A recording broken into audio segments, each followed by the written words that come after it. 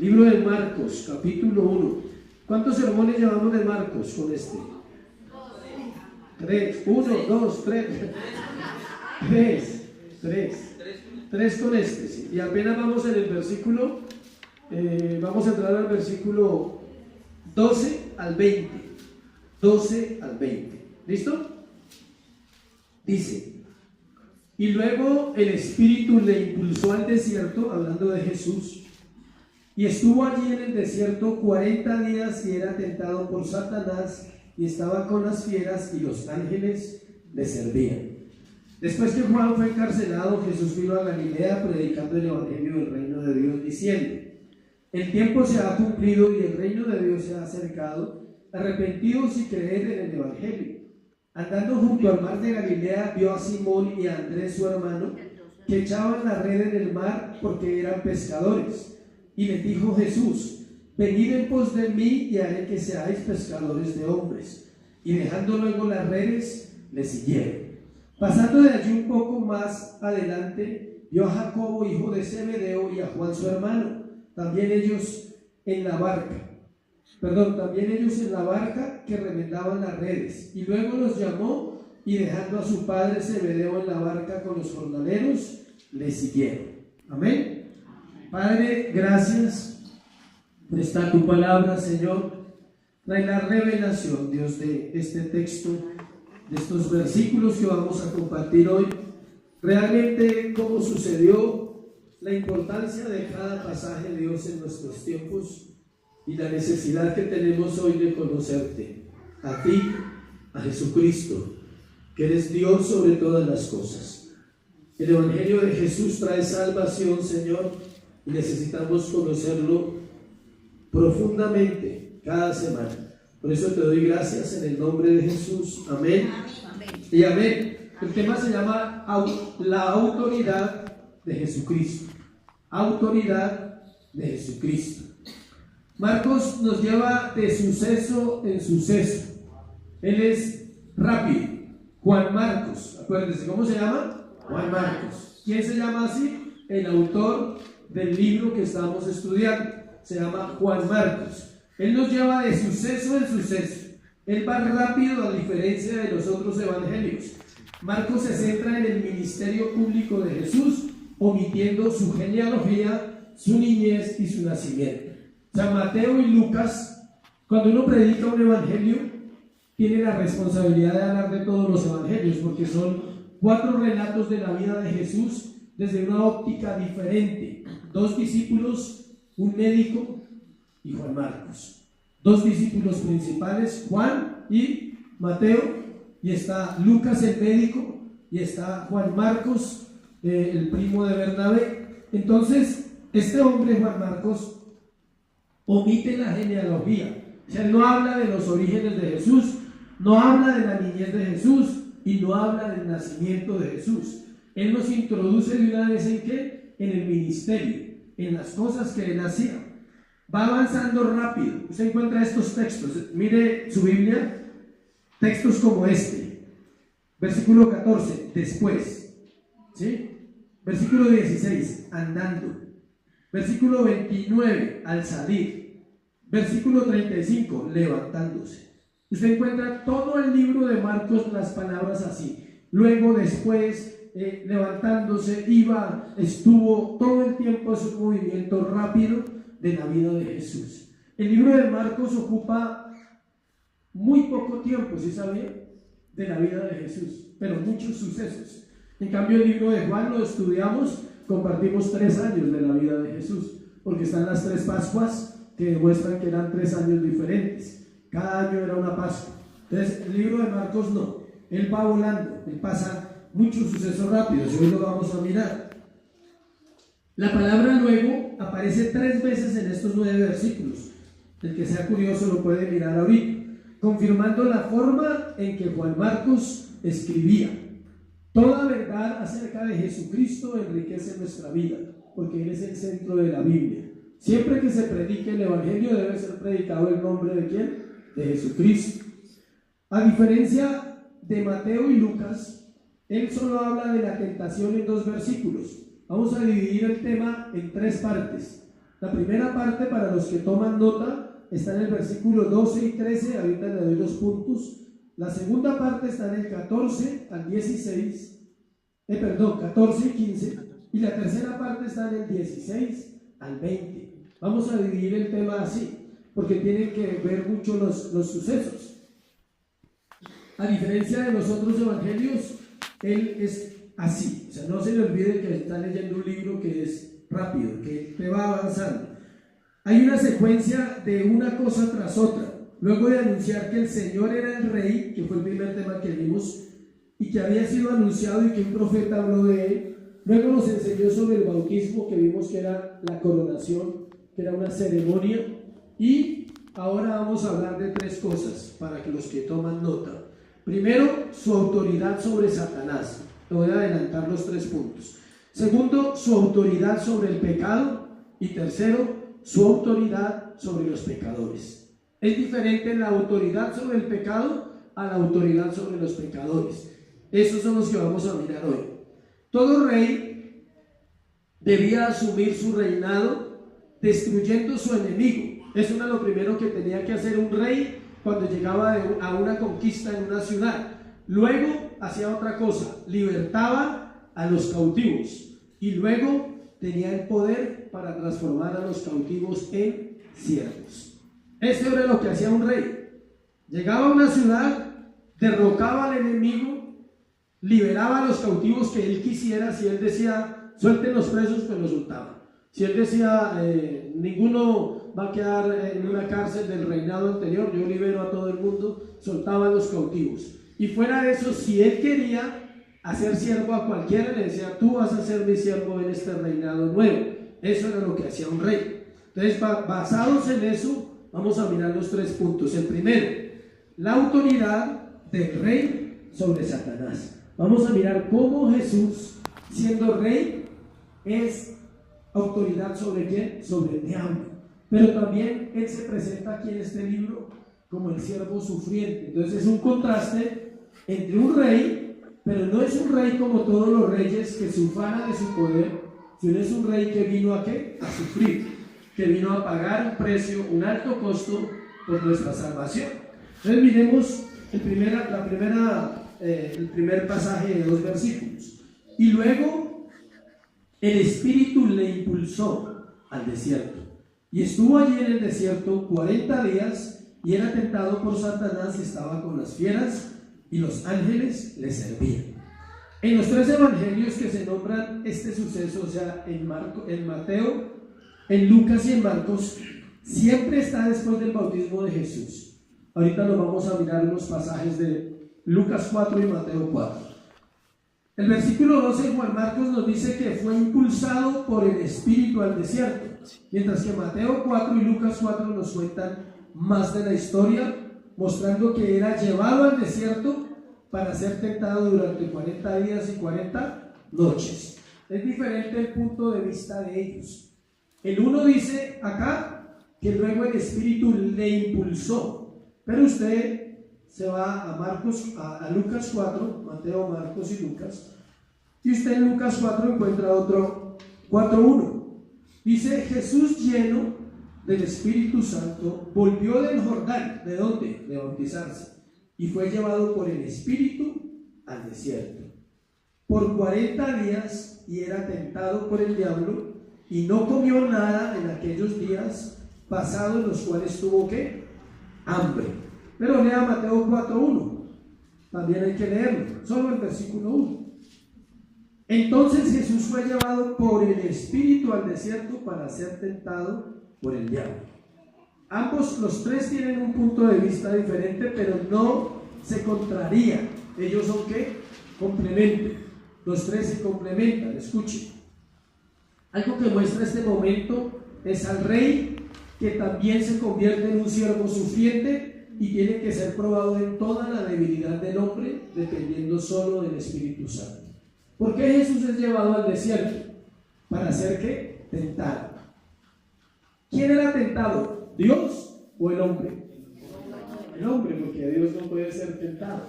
Y Dios no tienta a nadie tampoco. Dice, Dios no nos tienta a nosotros, y nosotros tampoco podemos tentar a Dios. ¿Sí sabía que nosotros tratamos de tentar a Dios? Tratamos de manipularlo con muchas situaciones de nuestra vida.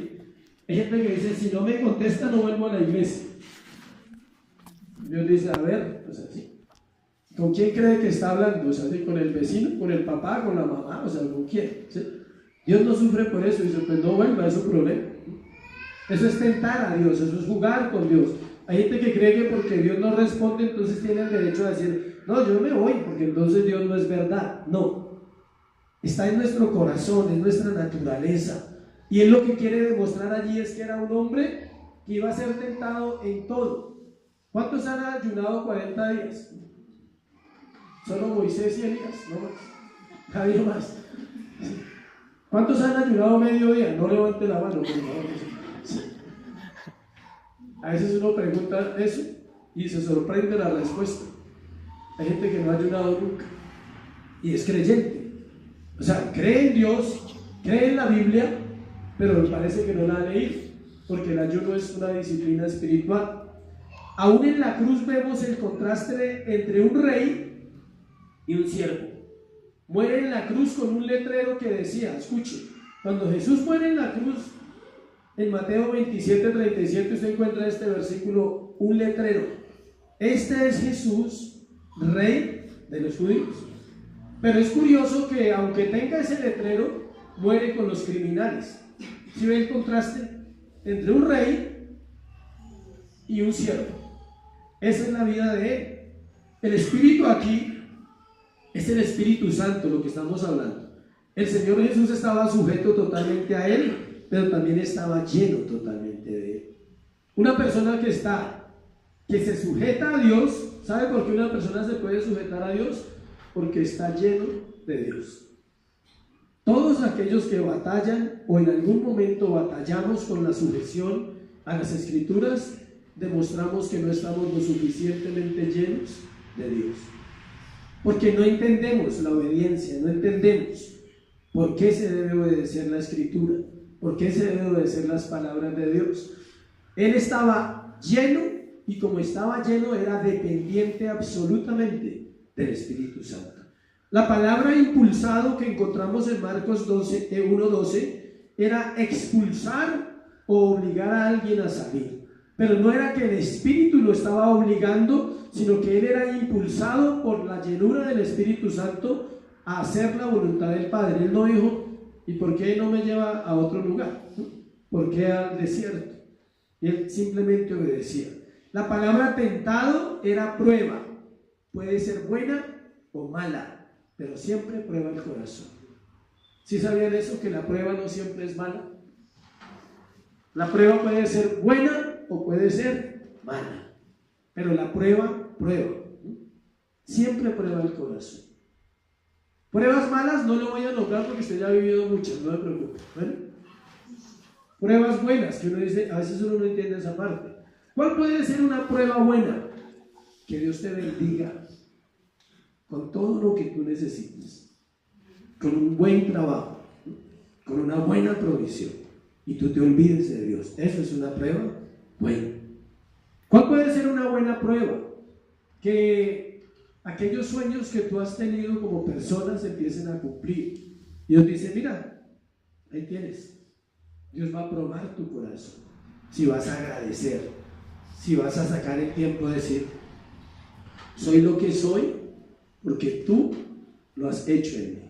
Tengo el trabajo que tengo la preparación que tengo la familia que tengo los beneficios que tengo, porque tú siempre me has bendecido. Eso es una prueba, y es la prueba más difícil. La prueba más difícil no es la mala, ¿es la qué? La buena. Cuando una iglesia crece y se puede desviar, para un pastor eso es una prueba aparentemente buena. Cuando uno dice cosas de la palabra, pero no las vive. Dios dice, pero tú dices una cosa y haces otra. O sea, ¿el conocimiento es bueno o malo? Es bueno. Pero Dios le va a probar a usted lo que usted conoce de las Escrituras. ¿Casarse es bueno o es malo?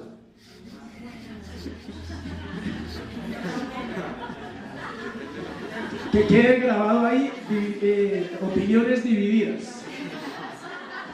Hay que haber grabado opiniones divididas. No falta el que pensó que es malo, no se preocupe, porque está en prueba, no hay problema. ¿Es bueno o es malo? Es bueno. Según la Biblia, no sé cómo será lo tuyo, pero según la Biblia, es bueno el matrimonio. Pero es una prueba, es bueno, pero Dios va a probar nuestro corazón en esa área, en nuestro amor, nuestra fidelidad a esa pareja, nuestro respeto, si Dios es el centro o si Dios no es el centro de nuestro hogar.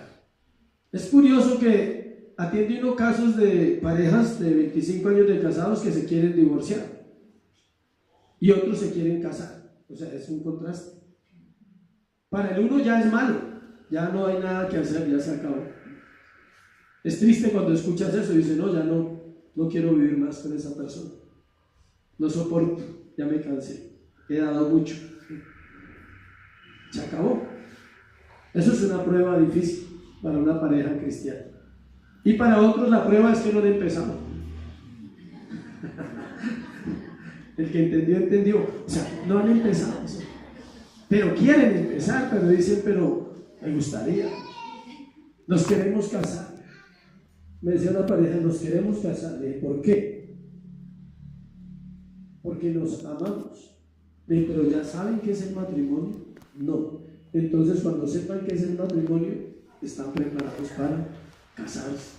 ¿Sí sabía que es bueno saber qué es el matrimonio antes de casarse? Según este libro, ahí está.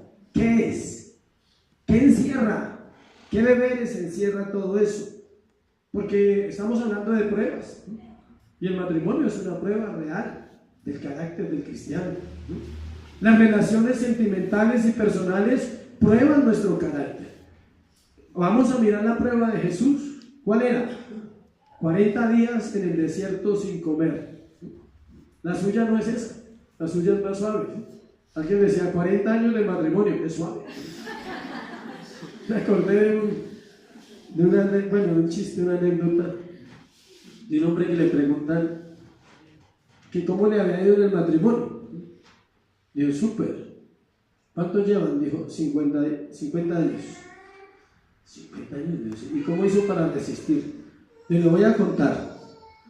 Cuando nos casamos, dijo, nos fuimos para la China. Apenas nos casamos, nos fuimos para la China. Dijo, ¿y qué tal? Dijo, súper espectacular nos fue. ¿Bien? Ah, bueno. Dijo, y cuando cumplimos 50 años de casados, volví a la China. Dijo, sí. Dijo, y eso, dijo, o sea, a recogerla.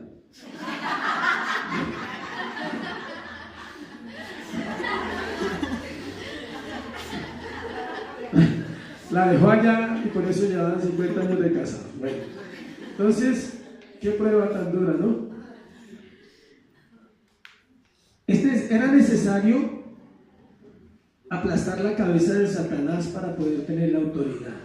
La prueba que Jesús iba a vivir era necesaria para él certificar que él era lo que era y que él podía vencer al adversario. Escuche, el lugar preciso para que tú y yo venzamos al adversario es ¿dónde? En la prueba. Ahí lo vencemos o ahí somos vencidos. No hay otro lugar. No es mientras cantas, ahí no lo vences. No es mientras oras en el cuarto, ahí no lo vences. ¿Dónde lo vences? En la prueba. Tu reacción, tu condición como creyente, ¿qué actitud tomas cuando las cosas se salieron de control y cuando viviste una circunstancia que no esperabas vivir? Dice que él hizo 3 cosas allí. Aplastó la cabeza de Satanás, que está en Génesis 3:15, pero también deshizo las obras del diablo, que está en Primera de Juan 3:8, y también derrocó al Dios ilegítimo de este siglo. Él le quitó esas 3 cosas en esos 40 días. Le dijo, en el ayuno de 40 días, él le dijo, yo soy Dios y usted nunca estará por encima de mí. Y se lo demostró y ahorita lo vamos a mirar. Luego deshizo todas las obras. Le dijo, usted nunca podrá ejercer poder y control sobre los hombres a no ser que sea permitido por mi autoridad. Pero también le dijo: el Dios de este mundo nunca será superior al Dios de los siglos, como cantábamos, y que Él es el Rey por los siglos de los siglos. En medio del hambre y del cansancio y de la debilidad, muchas veces sabemos quiénes somos. El desierto de Judea, escuche, era un lugar árido, solitario. Tiene 55 kilómetros de largo por 25 kilómetros de ancho. Solo hay soledad, barrancos secos, rocas secas. Ese es el desierto. Mucho silencio en el desierto también hay. El primer Adán fue tentado en un paraíso con toda su disposición. Miren la diferencia. ¿Sí ven que hay pruebas buenas y pruebas malas? Adán tenía todo. Ese sí tenía todo. Es más, no lo compartía con nadie, solo con Eva y Dios. Era Dios para Adán y Eva, no más. No era para 7.000 millones de habitantes como ahora. Qué privilegio, ¿no? Tener a Dios solo para ellos dos. Pero Él es tentado en medio del paraíso y falla. Y Dios, Jesús, es tentado en medio del desierto, acompañado por serpientes y escorpiones. Eso era lo único que había en el desierto. Ahí dice Marcos 12, dice, luego el Espíritu le impulsó al desierto, estuvo allí en el desierto 40 días, era tentado por Satanás y estaba con las fieras. Y los ángeles le servían. Dios siempre estaba pendiente de él. Marcos nos dice que habían animales salvajes también. Leopardos, zorras pero de animales, aclaro. Leopardos, zorras, chacales y cerdos salvajes. ¿Alguien dice cerdos salvajes? Uno piensa en personas, ¿no? Dice cerdos salvajes. En la prueba te encuentras a veces con cerdos salvajes también. Con todo esto que representa un mundo difícil para el Mesías. Es curioso, escuche, que solo 2 hombres ayunaron 40 días en la Biblia. ¿Quiénes? Elías y Moisés. Pero hay una curiosidad que a mí me gustan las curiosidades, por eso se las comparto. Los únicos 2 que aparecen con Jesús en la transfiguración son Elías y Moisés. O sea, no es una casualidad. Ellos ayunaron 40 días y son los únicos que aparecen en ese momento donde Él se muestra como glorificado en la tierra. Casi 6 semanas sin comer crean una situación desesperada. ¿Cuántos han durado un día sin comer y ya están desesperados? O sea, algunos ya salen de la reunión con hambre. O sea, desayunaron a las 7 y a las 11:30 ya está el estómago pidiendo empanadas. ¿Sí? Entonces, 6 semanas, mucho tiempo, 40 días. El propósito de la tentación era que el Señor abandonara la posición de siervo sufriente, usando su poder como Dios. Vamos a mirar la tentación bien. ¿Qué pasó allí? O sea, ¿cuál era el fin de cada tentación? Primero, le tentó diciéndole que ejerciera su autoridad creando pan. Vamos a Mateo 4, que Él nos abre más el pasaje. Mateo 4, versículos 3 al 4. Mateo 4, 3, 4. Escuche. Vino el tentador y le dijo: si eres hijo de Dios, di que estas piedras se conviertan en pan. Él respondió y dijo: escrito está, no solo de pan vivirá el hombre, sino de toda la palabra que sale de la boca de Dios. Lo tentó diciéndole, ¿qué tentación estaba poniendo ahí a Jesús? La tentación de ejercer su autoridad como creador. ¿Se acuerdan que Dios es creador? ¿Quién creó el cielo y la tierra? Dios. Dice: en el principio creó Dios los cielos y la tierra estaba desordenada y vacía, y el Espíritu de Dios se movía sobre la faz de las aguas. Si usted pasa a Juan 1:1, dice: en el principio era el verbo, y el verbo era con Dios, y el verbo era Dios. O sea que Jesús estaba en el principio, en el capítulo 1 de Génesis, con Dios en la creación. Y Él está diciendo, ¿te acuerdas? Porque la Biblia dice, en otra parte, que el diablo también estaba en la creación. Al que le guste, busque. En Ezequiel dice que Él estaba en Edén. Él estaba en el Edén cuando todo se creó. Él estaba allá. Entonces el diablo no solamente lo que registra la Biblia. Él tiene un diálogo y le dice: Jesús, ¿te acuerdas?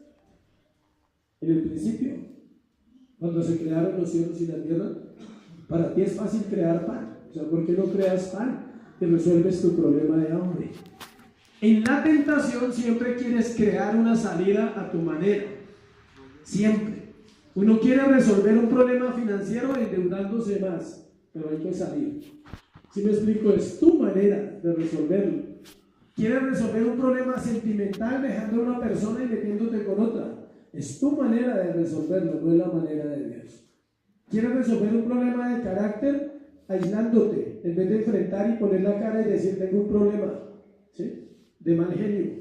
Mi genio es parejo, todo el día está mal, ¿sí? Sí. Hay gente que tiene ese problema, tiene un genio parejo, mal todo el día. Entonces, tiene que resolver a la manera de ¿quién? De Dios. Él le dice: fácil, ¿para qué aguanta hambre? Usted creó los cielos, la tierra, el universo, el sol, la luna, los animales, los árboles. Qué fácil es para usted decir: pan, sale. Esa era la tentación primera. Luego le dice: le ofreció dominio sobre las naciones.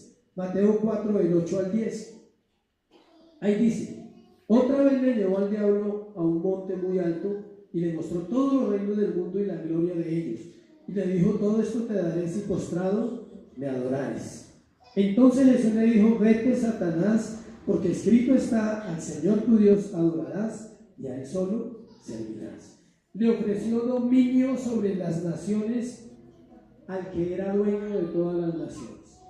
Le ofreció algo que ya tenía. Así hizo con Adán y Eva. Él les ofreció, ¿qué le ofreció a Adán?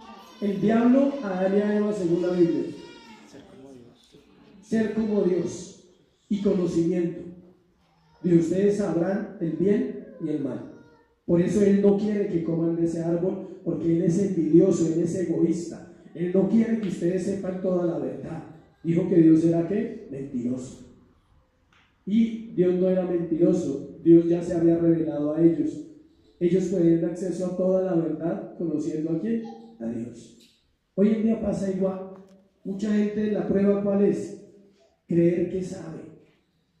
¿Sí sabía que creer que sabemos es un problema? Yo leo todos los días la Biblia, estudio todos los días, llevo muchos años haciéndolo, y una de mis oraciones cuando voy a orar, siempre le digo: Dios, enséñame, porque no sé nada. Necesito aprender. Quiero aprender de ti, quiero aprender de la palabra. El que deja de orar así y estudia, se vuelve religioso. Termina pensando que ya sabe todo. Y él está ofreciendo algo a Jesús que él ya tenía. Él es dueño de todo. Y él le dice: si usted dice todo esto te daré si postrado me adorares. Dice que lo llevó a un monte y le mostró todos los reinos del mundo. Note bien el versículo: ¿los reinos de qué? Del mundo. ¿Qué quiere decir eso? Y esto es importante: que el diablo es Dios de este mundo, y la Biblia lo dice. Él es el Dios de este mundo. Gústele a la gente o no le guste, a él le fue delegado el mundo. El mundo como un sistema de maldad, no la bolita. No estoy hablando de geografía, ¿sí?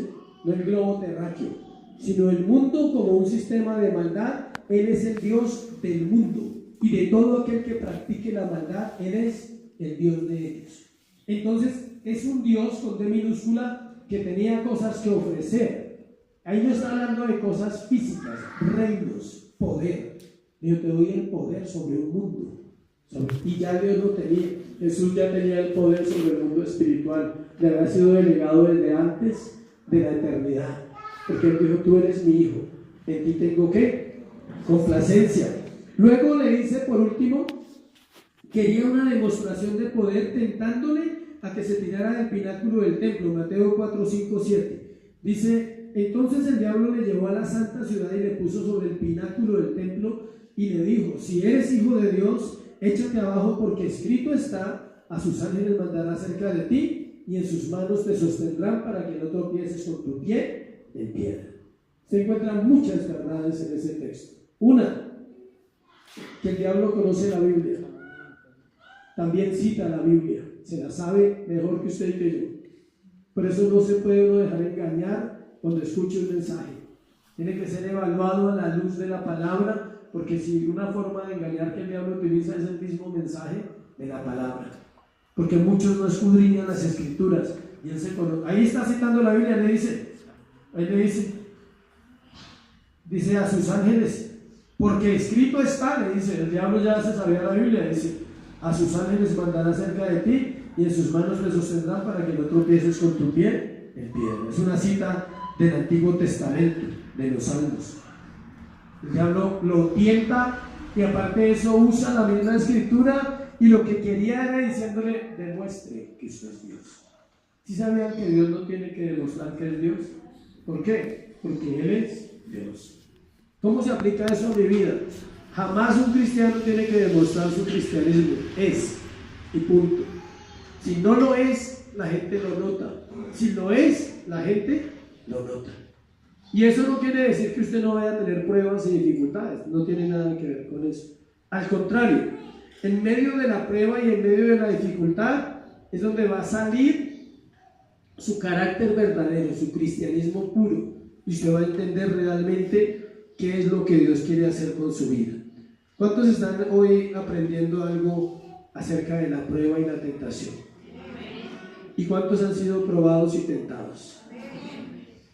Hay tentaciones emocionales cuando nos pasan cosas. Uno quiere que le vaya mal a los otros. ¿Sí le ha pasado a usted o solo me ha pasado a mí? Si usted dice, uy, ¿cómo me pueden hacer daño si yo soy el Hijo de Dios? Si usted dice, no, ojalá, ¿sí? Solo con eso, ojalá. Solo con pensarlo ya eres tentado a actuar como Dios.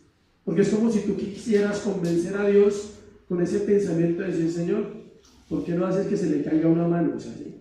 Algo así. ¿Por qué no haces que le pase lo mismo?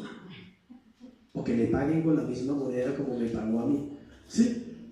Yo sé que esa tentación es bien oculta, pero todos la hemos vivido. ¿Sí? Aunque a algunos se les nota más por fuera, ¿sí? Las ganas. Pero tenemos ese problema de ser tentados en querer usar nuestra condición de hijos para que Él actúe de una manera que nosotros queremos hacia los demás, sobre todo cuando hemos tenido dificultades o las personas nos han hecho daño. Lo único que el Señor había conocido desde la eternidad, escuche, o sea, Jesús, era honor, poder infinito y gloria. Y era lo que el diablo quería que el Señor reclamara para estropear el plan redentor hacia la humanidad. Él vivía en un mundo de honor, de poder y de gloria. Y si el Señor Jesús hubiera fallado en una de esas tres pruebas, no nos había podido redimir, porque había tomado él mismo el control y no había creído en la voluntad del Padre que lo había enviado. Recuerde que Él era Dios, pero se había despojado de su divinidad. Dice que siendo Dios, no estimó ser igual a nosotros y se humilló, tomando forma de hombre y yendo a morir ¿a dónde? A la cruz del Calvario. Entonces Él no podía, por mucha hambre que tuviera, por mucha necesidad que tuviera, por muchas circunstancias, Él estaba lleno del Espíritu y era guiado por Dios. Segundo, la autoridad sobre el pecado, versículo 14 y versículo 15. Volvemos al libro de Mateo y Marcos.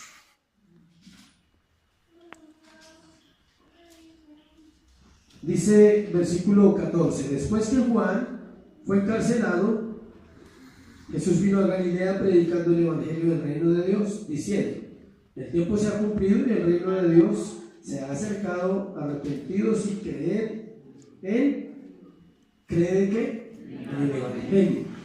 Segundo, su autoridad sobre el pecado.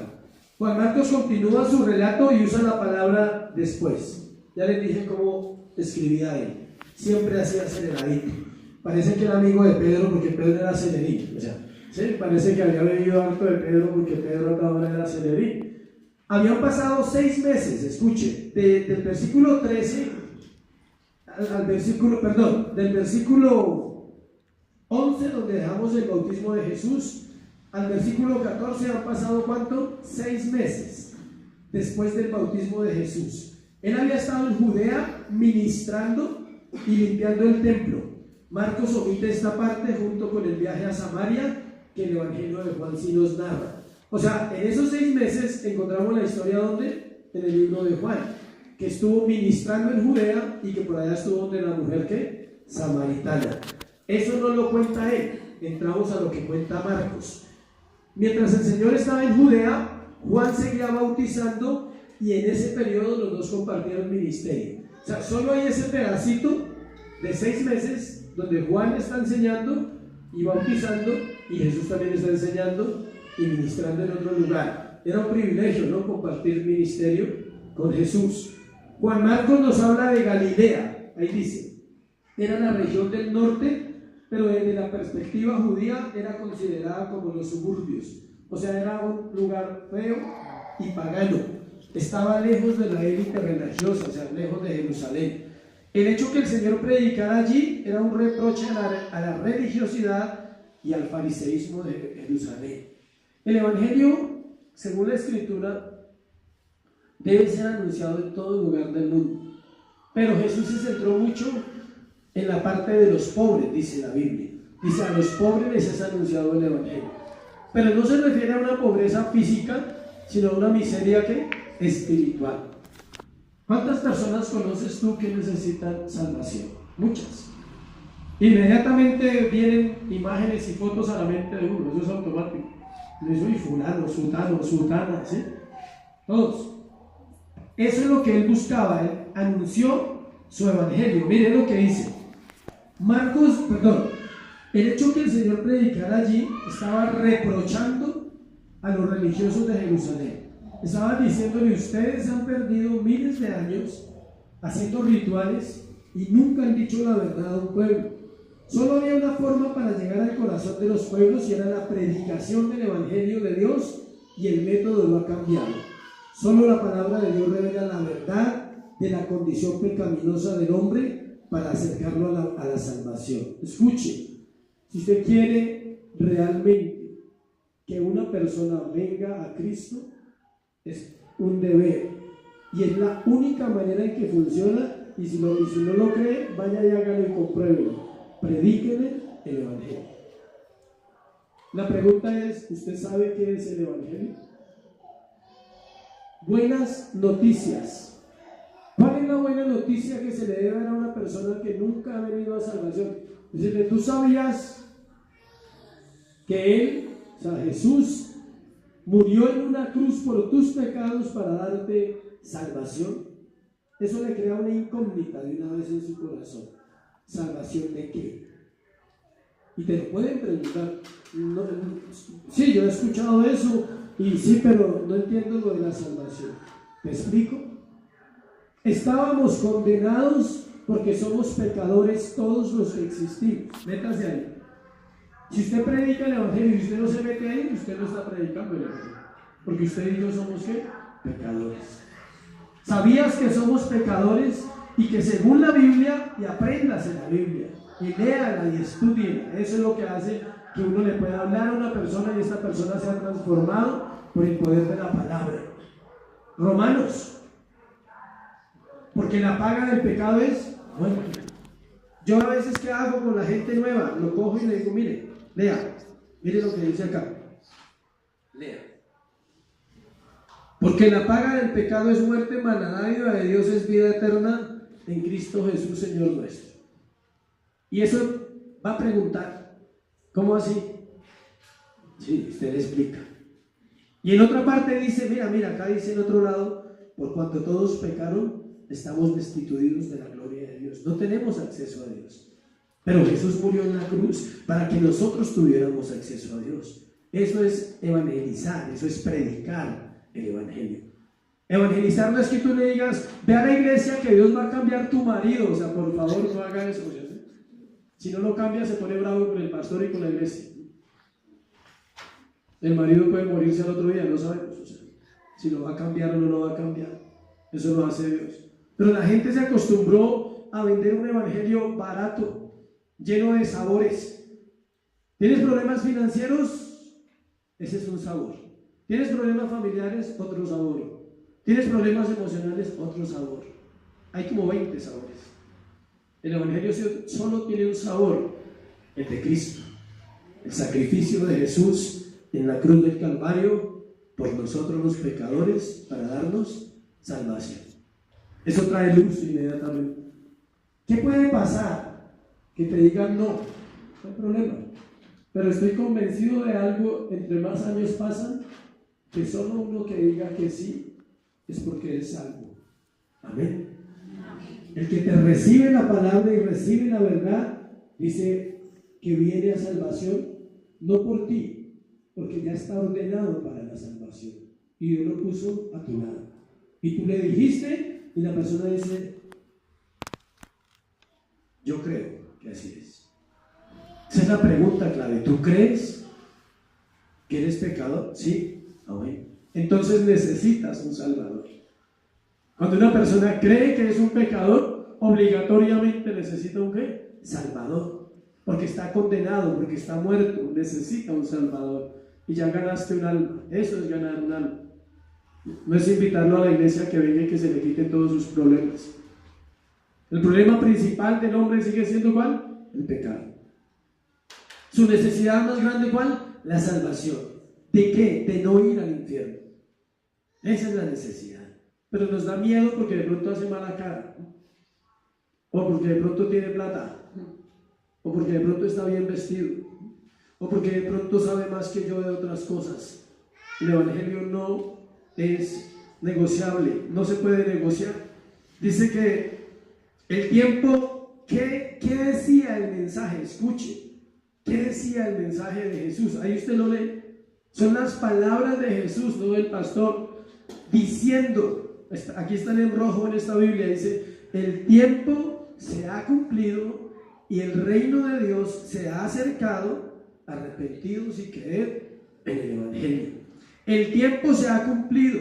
¿Qué quiere decir eso? Es hoy. Cuando tú le hablas a una persona, es ese día, el día que Dios estableció para que esa persona escuchara la palabra y pudiera venir, no a ser salvo, sino a conocer a su Salvador. Porque insisto, ya son salvos, no saben. Porque la salvación está predestinada desde antes de la fundación del mundo, dice la Biblia. Lea Efesios. Dice que Él nos escogió ¿desde cuándo? Desde antes de la fundación del mundo. Él no nos escogió aquí porque usted tenía chicharrones y problemas como yo. O sea, no. Él dijo, Él ya lo había escogido.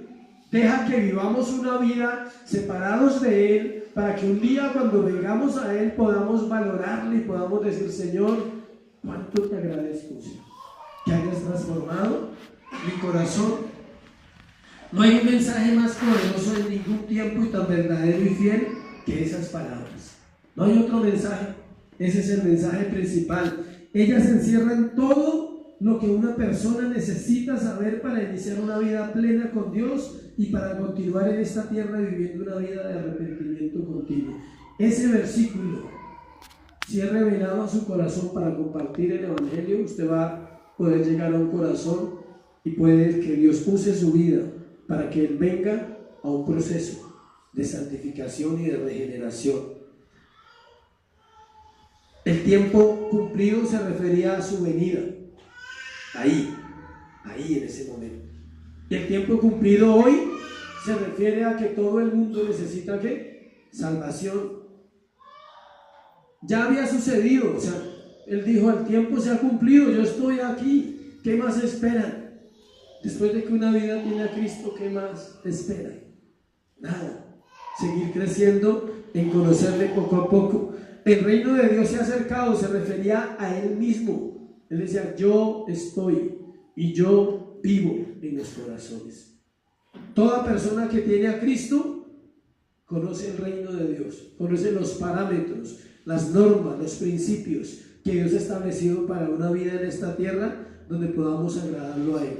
Era el mensaje de libertad del pecado a todos aquellos que creen en Jesús, se arrepienten y le siguen. Primero tenía que destruir al adversario, luego va y le dice a un pueblo, está predicando y le dice, arrepentidos y creed en el Evangelio. Estaba diciendo, ¿has pecado? Todo el mundo decía, pues sí, ¿no? Hemos pecado. Él decía, hay una solución, se llama arrepentimiento y fe. ¿Qué es primero, el arrepentimiento o la fe? El arrepentimiento siempre. Siempre lo ponen primero. Arrepentido sí, creer. O sea que alguien puede tener fe sin arrepentirse, no. Tiene fe natural, ¿sí? Cree que le va a ir bien, cree que las cosas van a funcionar, cree y cree y cree. Pero cuando se arrepiente, su fe se hace viva, su fe se hace real. Porque usted está creyendo las palabras de la Biblia que dicen que el pecado condena al hombre, que dicen que el arrepentimiento salva al hombre. ¿Sí ven? El pecado condena al hombre, está en la Biblia. Y si usted cree ese versículo, tiene fe, entonces Dios dice, arrepiéntete, porque todos hemos pecado y necesitamos venir a la salvación. Ahí es donde la fe crece. Mucha gente no entiende ni siquiera que nunca se ha arrepentido. Y por lo que nunca se ha arrepentido, su fe no es genuina. La fe genuina nace de un verdadero arrepentimiento, de un verdadero deseo de no pecar más, de decirle, Señor, estoy harto con la vida que he llevado. Aún siendo creyentes, ¿no? No hay nuevos acá.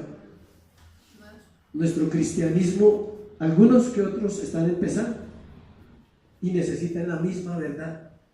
Cuando una persona nueva lo entiende, se va a ahorrar muchos problemas de religiosidad con los años. Porque algunos, conociendo la palabra, no viven la vida de arrepentimiento diario. Todos los días, Señor, límpiame. Créeme que si tú tienes comunión con Dios, el mugrecito aparecerá. Siempre. Uno se cree limpio e inmaculado. ¿Pero qué hice? ¿Pero qué hice? Si Él está ahí, vas a ver qué has hecho. ¿Qué has pensado? ¿Qué has mirado? ¿Qué has deseado? ¿Qué sientes realmente por alguien? ¿Perdonas todos los días? Es difícil perdonar cuando nos ofenden, ¿cierto? Es fácil amar cuando nos aman. ¿Cuántos aman a alguien? No, entonces oremos para amar. ¿Cuántos aman a alguien? Amamos. ¿Y cuántos detestan a alguien? ¿No? Uno dice, ¿cómo así? Sí, es así. Vivimos esa contradicción, sabiendo que no es correcto. Y muchos aman incorrectamente también. Tercero, su autoridad sobre los pecadores. Tercero, versículo 16 al 20. No lo voy a leer, pero lo vamos a mirar. Habla de cuando Jesús llama a Juan, a Jacobo, a Pedro y a Andrés, dos parejitas de hermanos. Eran dos hermanos, dos parejas de hermanos. Primero, ¿quién? Pedro y Andrés, y luego Juan y Jacobo. Jesús mostró su autoridad en el desierto sobre Satanás, luego mostró su autoridad sobre el pecado cuando predicó, y ahora muestra que Él delega esa autoridad sobre pecadores que terminan volviéndose ¿qué? Siervos. Todo pecador que viene al arrepentimiento, su fin es volverse ¿qué? Un siervo. Alguien que sirve, que ya no estorba. Lo que no sirve, que no estorba. Es una frase popular, pero es muy cierta. Tú sirves a otras personas siendo creyente, o a veces estorbamos a otras personas porque nuestra fe no es genuina y nuestro cristianismo no es puro. Entonces nos volvemos piedra de ¿qué? Tropiezo. ¿Cuánta gente no viene a las iglesias porque ha visto malos testimonios? No, es que fue a una iglesia y el pastor esto. Otros no el pastor, sino un hermano X. Un día me subió a un bus y una señora estaba llorando y me dice al lado, y eso lloraba y lloraba. Y yo, pues ahora qué hago. Y le dije que sí, que qué le pasaba, ¿no? Que tengo muchos problemas y tal. Y empecé a compartirme de Dios. Y dije, la verdad, yo no creo en Dios, pero no creo en las iglesias. ni en los pastores, ni en nada de eso. Y le pregunté que por qué. Y me contó una experiencia terrible. No le voy a contar. Uy. Entonces, ¿por qué no le voy a contar? Porque me demoro. Era una historia terrible. Entonces, lo más triste es que cuando yo le pregunté dónde había pasado eso y me dio el nombre de la iglesia, era la misma a la que yo asistía. Por eso sí, por eso no les cuento, ¿sí? Para que su corazón sea sano. Yo le dije, ¿dónde pasó eso? Con unos vecinos que eran amigos de ella. Y ellos asisten a una iglesia. Le dije, sí. ¿Y cómo se llama? Así. ¿Y usted a dónde asiste? A una iglesia. Yo no le dije que asistía a ningún sitio. Le dije, eso no es importante, no se preocupe. Lo importante es Jesús, que lo conozca. En serio, yo no le dije. No, ¿cómo le iba a decir? Yo le dije, ¿cómo se llama le hablemos de Jesús? Como usted lo cree en las iglesias, pues no hay problema. ¿Sí? Hablemos de Cristo. Eso pasa porque nosotros, siendo pecadores, no entendemos nuestra postura realmente ante Dios todos los días, que es una postura de necesidad. Y mucha gente lo toma mal, dice, o sea que uno siempre tiene que estar necesitado de Dios, sí. Tal vez en otras cosas tú no necesites. Económicamente puedes estar bien, una buena relación sentimental, tal vez llevas una buena vida y eso es chévere. Pero nunca se te olvide que necesitas ¿de qué? De Dios. Siempre lo vas a necesitar. Juan Marcos nos dice, miremos el pasaje, que andando junto al mar de Galilea vio a Simón y a Andrés, su hermano, que echaban la red en el mar, porque eran ¿qué? Pescadores. Es pensar en esto, escuche. Pedro, que es el que vivió ese momento, según Juan 1:35 al 42, Jesús ya lo había visto antes. Esta es la segunda vez que él tiene contacto ¿con quién? Con Pedro.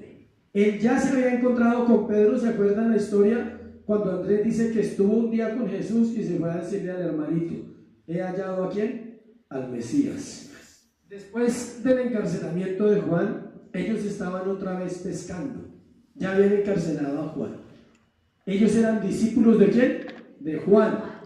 Primero eran discípulos de Juan, no de Jesús. Y cuando Juan fue encarcelado, o sea, su líder, su pastor, fue encarcelado, ellos volvieron ¿a qué? A pescar. Dice, iré al pastor y las ovejas se dispersarán. Siempre que una iglesia sufre una pérdida en el pastor, hay problemas en la gente. Muchos se van para el mundo, otros se quedan en la iglesia, otros se van para otra iglesia y nosotros ya sabemos lo que pasa.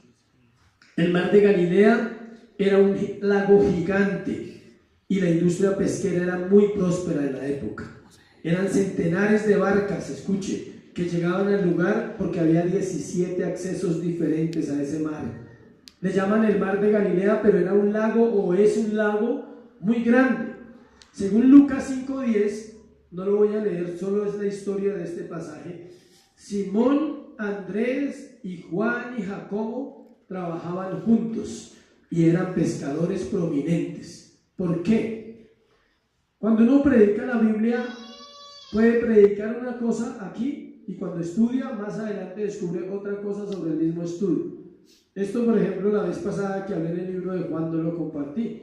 Pero acá dice en Lucas 5:10, toca leerlo, no lo iba a leer, pero toca para entender este pedacito. Lucas 5:10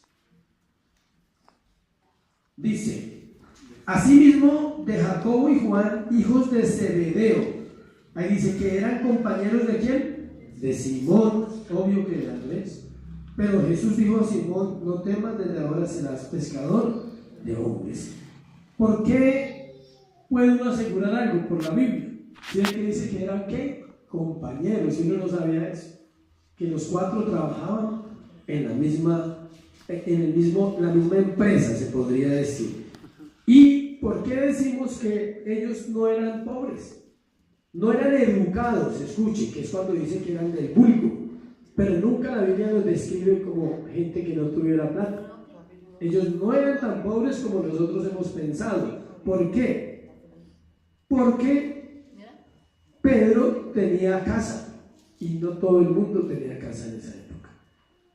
¿Se acuerdan que Jesús fue a la casa de Pedro a qué?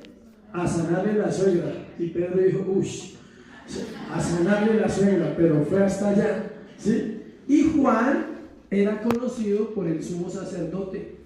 En el momento de la crucifixión, ¿quién habló con Juan? El sumo sacerdote. Y el sumo sacerdote era una persona muy importante en Israel. O sea que si Juan lo conocía, eso sí lo compartí en otro sermón, era porque probablemente le vendía pescado, le llevaba para la familia. Porque el pescado era una industria, mejor dicho, como los celulares son, algo así. En serio, era algo muy fuerte en la época. La declaración de Jesús era una orden y no una petición. Era un llamado a dejar todas sus labores, sus hogares para seguir a Jesús. Me gusta esto, mire otra vez en Marcos. Me gusta lo que leemos ahí, dice: les dijo Jesús, venid en pos de mí y haré que seáis pescadores de hombres. Mire la respuesta, para los jóvenes y para los que vivimos en esta época. Y dejando luego sus redes, le siguieron. ¿Dejando qué? Las redes. Facebook, Twitter, Instagram, hay que dejar las redes, ¿no? La gente dice, ¿eso está en la Biblia? Sí, mire, dejando las redes, le siguieron. Dios habla de muchas maneras. Deje las redes y conviértase en ¿qué? Pescador de hombres. Pero era la labor de ellos. Pescar y trabajar en eso era un auge. Era algo que era muy tremendo en esa época. Los primeros súbditos del rey, 4. Los primeros súbditos del rey: Pedro, Andrés, Jacobo y Juan. Los primeros 4 pecadores alcanzados por la gracia y el evangelio de Jesús eran ellos. ¿Para qué? Para convertirlos en siervos y para demostrar su autoridad sobre hombres. Porque algo curioso es la autoridad que Jesús tenía, porque Él no les vendió un discurso. Él les dijo, venid. ¿Y ellos qué? Fueron. Sus palabras eran ¿de qué? Autoridad. Pero pues uno se pone a pensar y dice, tremendo, o sea, estar delante de Jesús y decirle que no. O sea, en carne y hueso, el Dios, el siervo, el que venía humildemente. Los estudiosos dicen que sus palabras tenían que penetrar demasiado al corazón. Si lo hace hoy a través de instrumentos de burros como nosotros que predicamos, ¿cómo sería la propia palabra de Él? Cuando le dice, Pedro, ven. Yo creo que Pedro, Señor, sí, de una, o sea. Él no se ponía a pensar, pero ¿a usted quién lo acredita? ¿Usted en qué universidad estuvo? O sea, ¿usted por qué me invita? No, ellos entendían claramente lo que Él les estaba diciendo. Haré que seáis pescadores de hombres. Un gran privilegio, pero una gran responsabilidad. Ellos lo entendieron al instante y en vez de lanzar las redes para pescar, predicarían el evangelio de ahí en adelante para alcanzar almas para el reino de Dios.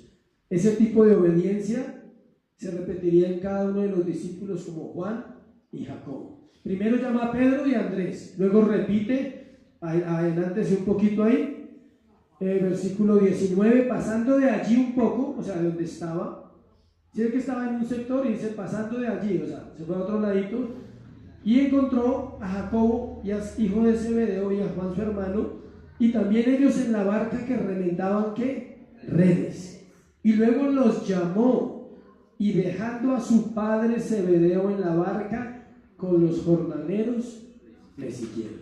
¿Sí que no eran tan pobres? Tenían empleados. Ellos tenían empleados porque dicen que estaba Juan, su hermano Jacobo, y estaban ¿con quién? Con su papá, y tenían ¿qué? Jornaleros. Y el que viene jornaleros pues tiene que pagar. ¿Sí sabía?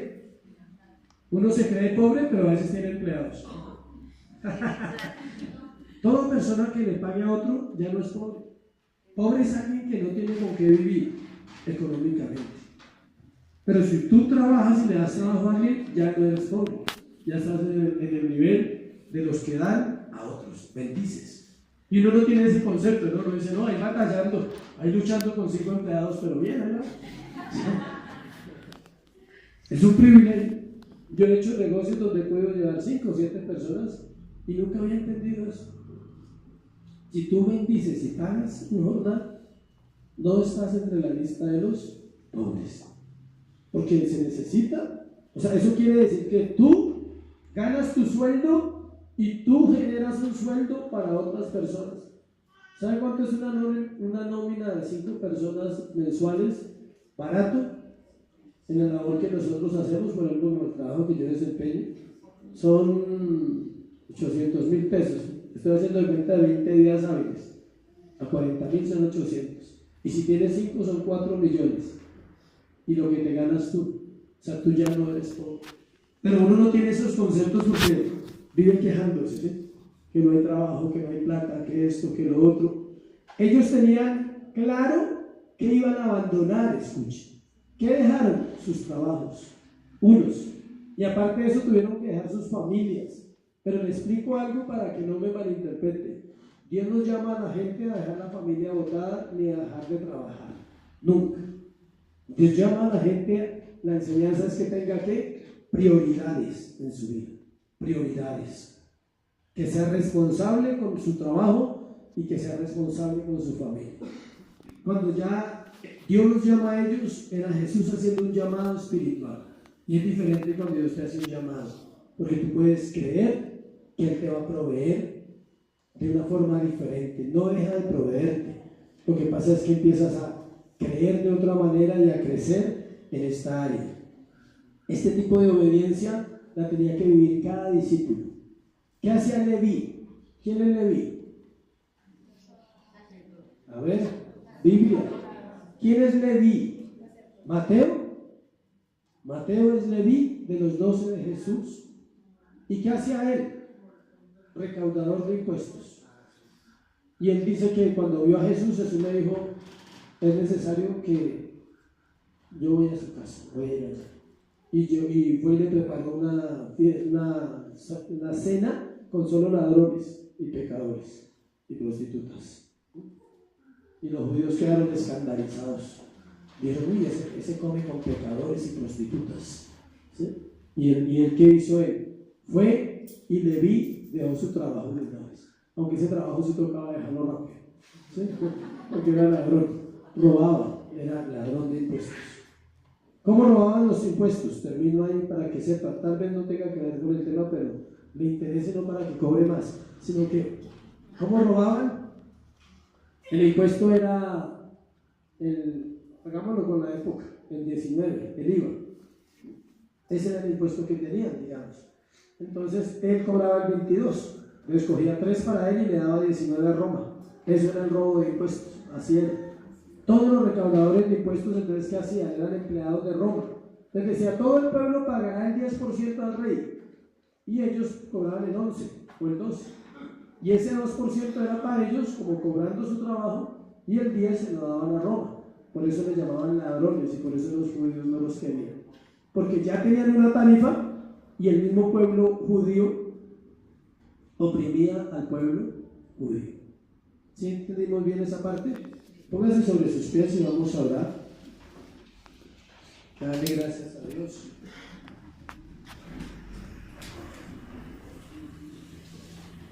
Por este tiempo, ¿eh?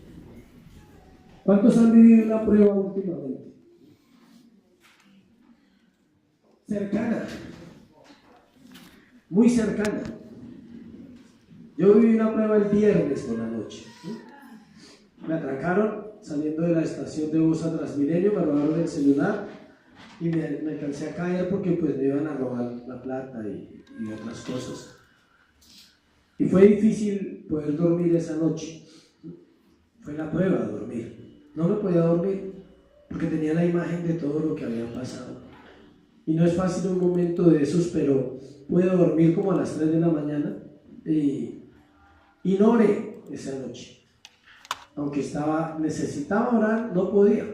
Mi corazón estaba bloqueado por todo lo que había pasado. Hasta el otro día por la tarde pude orar y decirle, Señor, gracias por la vida, porque estoy vivo. Gracias porque tú siempre has cuidado de mí. Y este tema lo había terminado el viernes, el de la tentación. Y uno es tentado, uno dice, piensa uno decir, ¿por qué pasa eso en la vida de uno? Y es donde tú tienes que evaluar y decir cuánto crees en Jesús. Pero gracias a Dios las cosas siguen bien, no pasa nada. Seguimos en el proceso creyendo, amando a la gente, confiando en los que se acercan, que uno puede quedar desconfiado y decir no vuelvo a confiar en nadie, pero eso no soluciona tu problema, ni te quita la prueba. ¿Qué soluciona el problema? Amar y perdonar. Y oraba por este joven con el que pasó la situación. Le decía a Dios, perdónalo porque él no sabe lo que hace. Un delincuente no sabe lo que hace.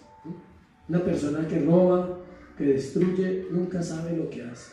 No se imagina las consecuencias que puede dejar en una vida y no se imagina las consecuencias que pueden venir a esa vida, a él, ¿no? Entonces yo le decía a eso, Señor, ten misericordia de él como un día tuviste misericordia de mí, me hiciste entender tus caminos, porque uno no sabe cómo sea la vida de esa persona, no sabe uno por qué hace las cosas. ¿Sí me explico? Como la parábola que compartimos un día, solo sé que me robó, no sé nada más de él, no sé quién es, dónde vive, cómo se llama, si tiene un hijo, si tiene una novia, si tiene una esposa, si tiene una mamá, si tiene un papá, no sé nada de él. Entonces no puedo juzgarlo, solamente puedo orar y decirle a Dios, ten misericordia. Amén. Amén. Y en la prueba, Dios va a probar tu corazón y te va a llevar a decir, ¿eres creyente? ¿Puedes perdonar rápido?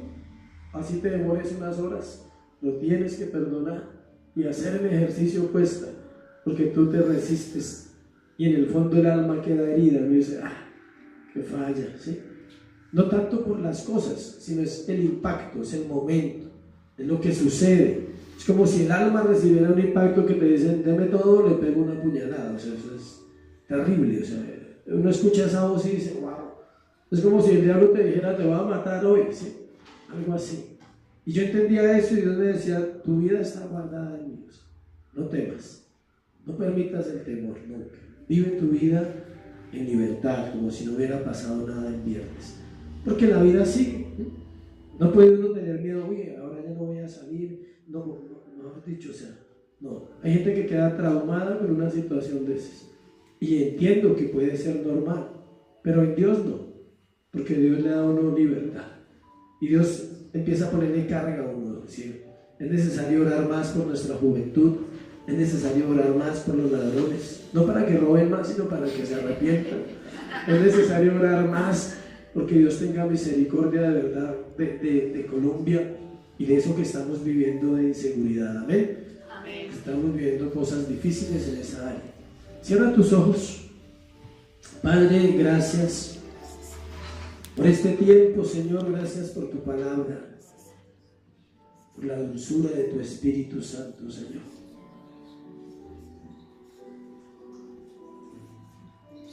Gracias por tu amor, que nunca cambia y no va a cambiar mañana. Nuestra seguridad es esa, que podemos venir a casa todos los días y decirte gracias. Gracias por vencer al adversario en la cruz y en el desierto, Dios. O en el desierto y en la cruz, que es el orden correcto. Lo venciste en el desierto al no ceder y lo venciste en la cruz al decretar nuestra salvación. Por eso no hay miedo, Señor, en nuestro corazón. Por eso como iglesia oramos, Dios, que levantes la iglesia. Que cada vida aquí, Señor, sea estructurada en la palabra, en la verdad del Evangelio. Que cada corazón aprenda, Señor, que somos hijos de Dios, que ya venciste en la cruz del Calvario al adversario y que no tenemos temor en nuestro corazón. Gracias por vencer el pecado que me condenaba, Dios. Yo te invito a que si hay una batalla en tu corazón con el pecado, hoy abras tu corazón y entiendas que Él venció el pecado, que Él venció absolutamente el pecado en el madero. Que cada pecado, por difícil que parezca, fue sobre su vida para darnos salvación y libertad. Que no hay condenación para los que estamos en Cristo Jesús, los que ya no andamos conforme a la carne, sino conforme al Espíritu de vida. Porque tú nos libertaste para darnos vida y vida en abundancia, Señor. Por eso nuestro pecado debe quedar hoy en la cruz del Calvario, en el cuerpo de Jesús. Allí quedó, y hoy solo lo recordamos y te decimos gracias, porque tú me perdonaste. Límpiame esta mañana. Limpia mi corazón que se desvía fácilmente. Limpia mis ojos, dile hombre, limpia mis ojos cuando miro y codicio mujeres. Es una batalla de todo hombre. Si no tiene esa batalla es porque no es hombre. Señor, limpia nuestros ojos, limpia nuestros pensamientos, limpia nuestras emociones hoy. Santifícanos, santifícanos porque tú fuiste a la cruz, Señor, por nosotros.